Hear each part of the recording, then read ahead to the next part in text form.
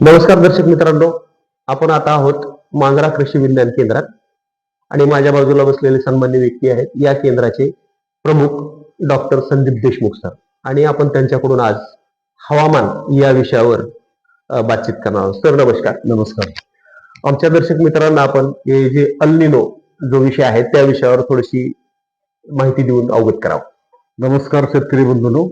जसं आता सरांनी सांगितलं की ह्या वर्षी भारतीय हवामान खात्याच्या विविध अंदाजानुसार असं भाकीत आहे की ह्या वर्षी अल निनो ह्या फॅक्टरचा हवामानावर विपरीत परिणाम होण्याची दाट शक्यता त्या ठिकाणी आहे.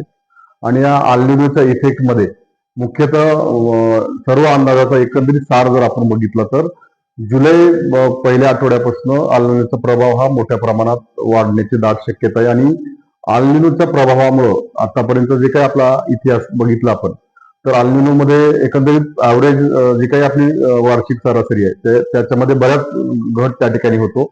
आणि सध्या परिस्थितीमध्ये जवळपास मराठवाड्यामधल्या लातूर, नांदेड आणि धाराशिव ह्या 3 जिल्ह्यामध्ये विशेषतः 88% पर्यंत पाऊस होण्याची भाकीत त्या ठिकाणी वर्तवलेला आहे. आणि जुलै नंतर 2 पावसामधले खंड हे मोठ्या प्रमाणात वाढण्याची शक्यता आहे. आणि ह्याचा प्रभाव अखेरच्या मान्सूनच्या महिन्यामध्ये जसं सप्टेंबरमध्ये आपल्याकडे मोठ्या प्रमाणात परतीचा पाऊस पडतो तर तो परतीचा पाऊस कमी होण्याची दाट शक्यता आहे.